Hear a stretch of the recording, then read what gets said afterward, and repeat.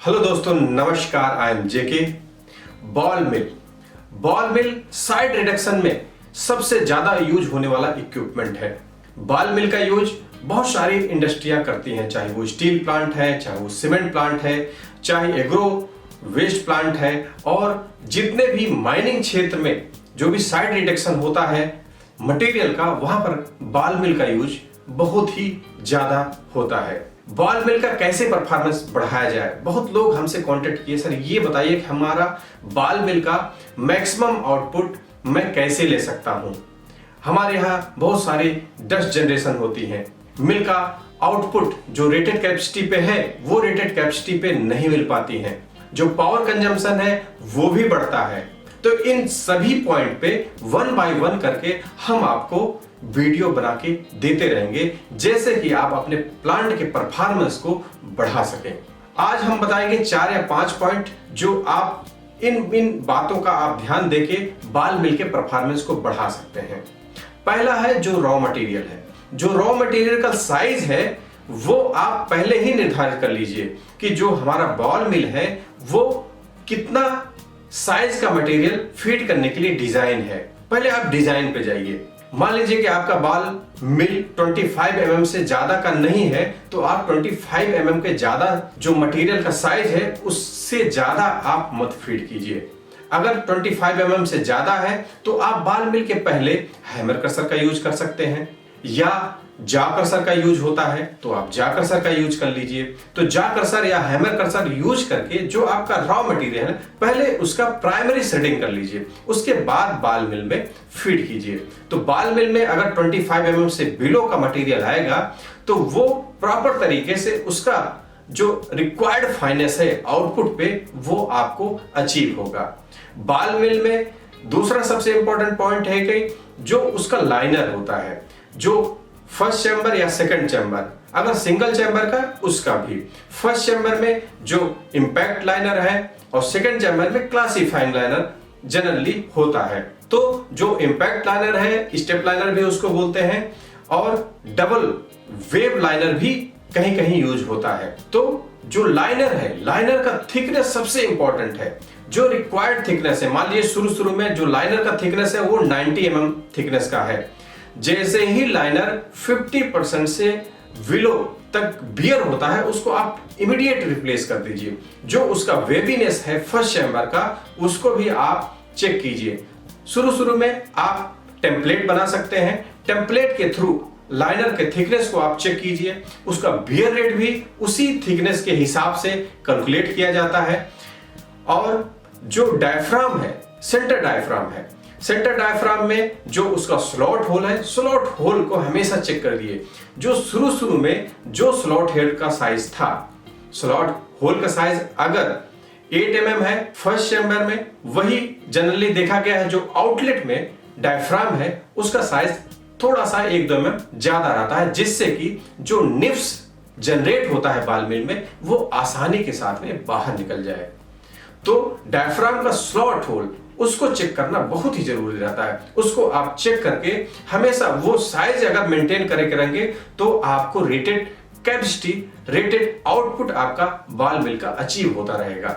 Ball मिल का material selection हो गया, बॉल मिल का लाइनर, फिर डायफ्राम का साइज, और तीसरा सबसे इंपॉर्टेंट होता है अगर आप सीमेंट एप्लीकेशन के जा रहे हैं तो वाटर जो स्प्रे किया जाता है बॉल मिल में उसका इंपॉर्टेंस बहुत ही ज्यादा रहता है। अगर आप बॉल मिल में एक्सेस वाटर फिलअप कर रहे हैं तो वो चोकिंग क्रिएट कर सकता है। इसीलिए कितना रिक्वायर्ड वाटर क्वांटिटी लगेगा उसका भी हम डिटेल डिस्क्रिप्शन के साथ में आपको वीडियो में बताएंगे कि फर्स्ट चैम्बर में कितना वाटर का कंजम्पशन होता है, सेकेंड चैम्बर में कितना वाटर का कंजम्पशन होता है। वाटर सबसे इंपॉर्टेंट पार्ट रहता है सीमेंट में। क्यों? 120 डिग्री सेल्सियस से ज्यादा जैसे ही टेम्परेचर मिल में जाता है वो जिप्सम के प्रॉपर्टी को डिटेरियोरेट करता है, जिप्सम में डिहाइड्रेशन होने लगता है, जिससे कि क्वालिटी जो सीमेंट का है वो नहीं अचीव हो पाता है।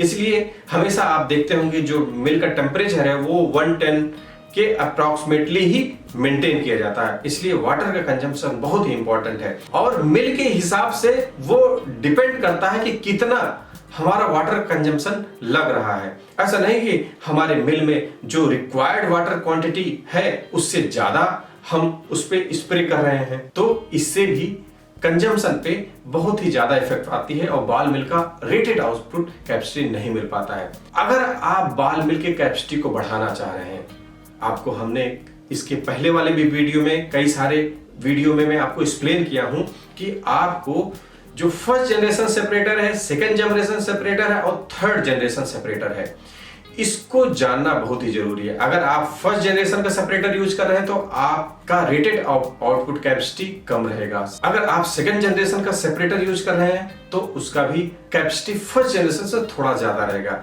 वही आप थर्ड जनरेशन का क्लासिफायर आप यूज करेंगे, डायनेमिक सेपरेटर यूज करेंगे, तो आपको मैक्सिमम रिक्वायर्ड कैपेसिटी अपने बॉल मिल से अचीव कर सकते हैं। बॉल मिल में क्या होता है, बॉल मिल में बहुत सारे फाइल्स रहते हैं जो कि वो सर्कुलेशन में चलता रहा तो अनवांटेड एक साइज मेंटेन और वॉल्यूम मेंटेन करके रखता है बॉल मिल के इनसाइड में। उसको सेपरेटर के द्वारा जितना फाइल्स है, अगर उसको आप आउटपुट में अलग करते रहेंगे तो ऑटोमेटिकली आपके बॉल मिल का कैपेसिटी बढ़ जाता है। इसलिए आप यूज कीजिए बहुत ही perfect dynamic separator. Dynamic separator robust design का होना चाहिए। उसमें जो जो चीज इंपॉर्टेंट है, गियर बॉक्स का सिलेक्शन प्रॉपर होना चाहिए, उसके इनसाइड में जो लाइनर का यूज होता है उसका सिलेक्शन प्रॉपर तरीके से होना चाहिए।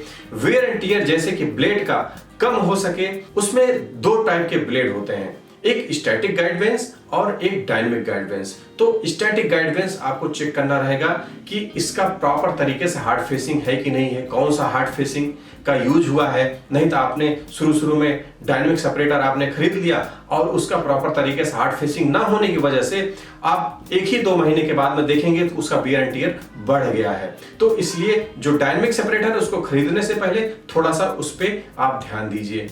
और जो डायनेमिक सेपरेटर का जो ब्लेड है, केस का ब्लेड है, वो डिटैचेबल टाइप का होना चाहिए, जैसे कि आसानी के साथ में आप मेंटेनेंस में उसको आप रिप्लेस कर सकें। और डायनेमिक सेपरेटर में जो सील गैप है वो सबसे इंपॉर्टेंट फैक्टर रोल अदा करता है कि सील गैप जितना कम रहेगा उतना ज्यादा आपके डायनेमिक सेपरेटर का इफिशियंसी मिलेगा। तो डायनेमिक सेपरेटर का इफिशियंसी कैसे निकालते हैं उसको भी हम आने वाली वीडियो में आपको बताएंगे कि कैसे डायनेमिक सेपरेटर का इफिशियंसी निकाल सकते हैं और कैसे अपने मिल के आउटपुट को बढ़ा सकते हैं। तो ये था कैसे आप बॉल मिल के परफॉर्मेंस को बढ़ा सकते हैं। आने वाले सीरीज में आपको 1 बाय 1 डीप डिस्क्रिप्शन के साथ में हम हर एक टॉपिक को लेंगे और कैसे आप अपने बॉल मिल का मैकेनिकल रिलायबिलिटी बढ़ा सकते हैं, कैसे उसका प्रोडक्शन बढ़ा सकते हैं, इन सभी के बारे में डिटेल डिस्क्रिप्शन के साथ जानेंगे। आशा करते हैं दोस्तों आज आपको अच्छी खासी जानकारी हासिल हुई होगी। अगर आपको वीडियो पसंद आया हो लाइक और शेयर जरूर कीजिएगा। अगर हमारे YouTube चैनल पर नए हैं सब्सक्राइब करना ना भूलें, बेल आइकन को जरूर हिट कीजिए जिससे आपको लेटेस्ट अपडेट नोटिफिकेशन मिलता रहेगा, हमारा मोटिवेशन बढ़ता रहेगा। वीडियो देखने के लिए बहुत बहुत धन्यवाद।